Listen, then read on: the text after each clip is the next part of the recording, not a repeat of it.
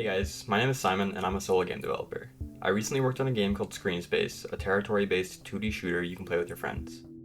Since I just released it on Steam, I figured I'd make a quick video going through the different ships and how I put them together. So first I'm going to walk you guys through the way ships work in Screen Space. Each player has a player script and a ship type script attached to it. The player script is in charge of everything from player input to storing important information, including the ship type the player is using at the time. Ship type script is what I'm really going to dive into today, and that's where all the ship's stats and special abilities are handled. So the sniper was one of the first ideas I had for ship types. It charges up an energy ball and shoots it off as a massive laser that can pierce through everything, including both players and obstacles. I set this up by giving the sniper a reference to a game object called a super laser. The super laser is made up by a few different parts: the charge ball, the aim laser, and the actual laser.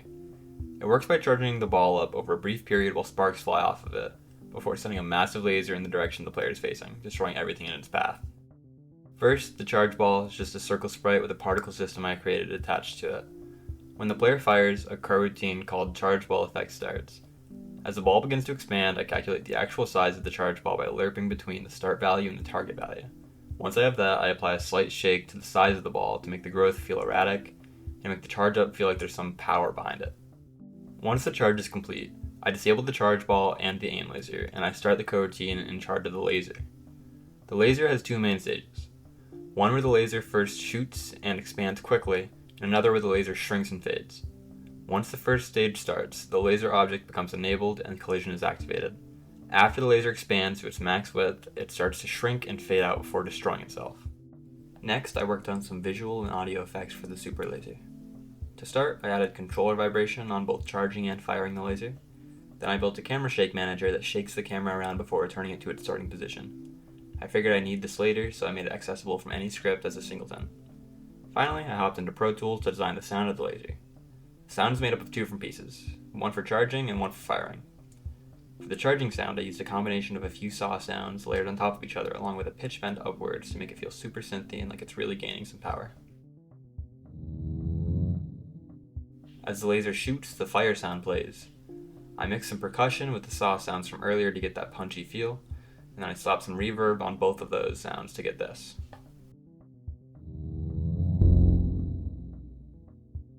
The end result for the sniper and the super laser is this massive shot that really feels heavy.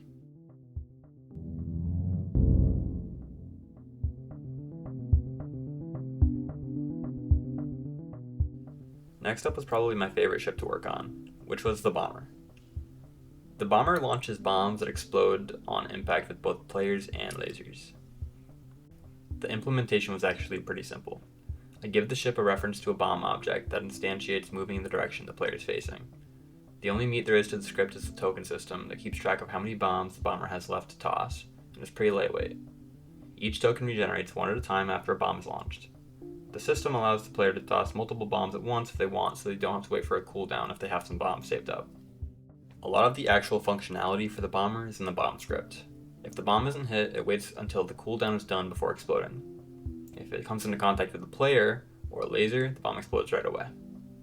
This creates an explosion at the location of the bomb that quickly expands and shrinks. I also have a particle system that shoots off a bunch of small particles that do the same and then linger around a few seconds after the bomb's gone off. Then I utilized the camera shake manager I used for the super laser to give the explosion some more weight. Within the explosion created once the bomb goes off, a super basic script just checks if anything else is coming into contact with its collider. If it's a player, they take damage. If it's a destructible object, destroy it. And if it's a bomb, set it off. This allows the player to set off a chain of bombs covering a large area and explosions if they can pull it off. After I finished with the functionality and visual design for the bombs, I moved back into Pro Tools to create the sound. I wanted this one to feel really heavy. I created this one out of 12 different sounds making it up, including different basic waves and some hard leads. I then put some heavy reverb and a pitch bend downwards to give a dirty, heavy sound to it. In the end, I was pretty satisfied with how it turned out.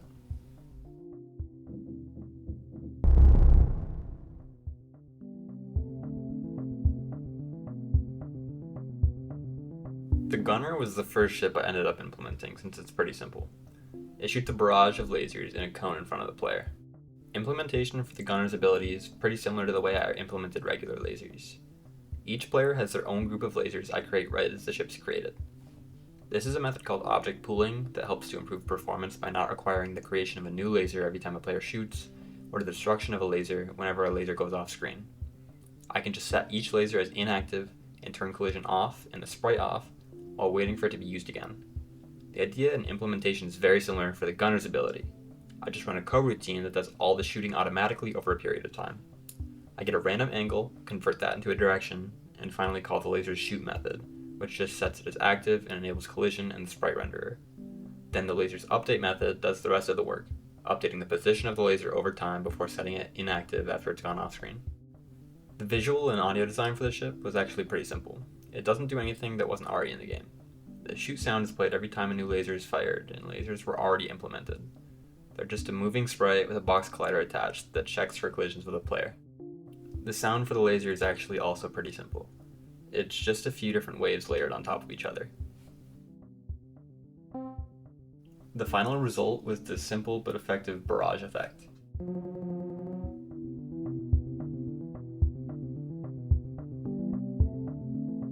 The last ship that I worked on was the tank. The tank can throw down cover to defend from enemy shots and allows the player to take space. The functionality for the tank was super simple. I set up the same token system as the bomber, allowing the tank to have multiple covers down at once, but adjusted the functionality a little to allow the tank to throw down another cover when two are already down. I just destroyed the oldest cover to make space for the new one. Most of the work for the deployable cover was done in the editor, just setting up the shape and the colliders for each of the pieces. The script is mainly for visuals and keeping track of when to delete itself. Each piece of the deployable cover is set up as an obstacle, a type of object I set up that collides with players and blocks projectiles. I set up obstacles in a way that I can expand upon the map system in the future if I want to. This would allow me to add them to maps as meteor showers or as permanent structures. Then I hopped into Pro Tools one more time to work on the sound for deploying cover. I wanted this one to feel like it has a solid body to it, so I used timpani to get the first part of the sound, where it's like throwing down a physical cover. Then I decided to follow that up to make it sound like there was some energy behind it, so I just added a simple wave on top of it to get this. The final result for the tank was this defensive option that allows the player to control the space around him.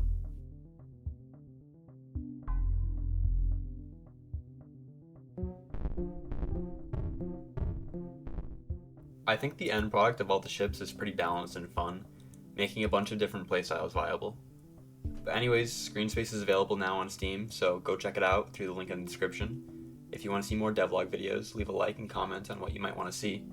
I might have something in the works, so be sure to subscribe to see when that comes out. But anyways, thanks for watching, and I'll see you guys later.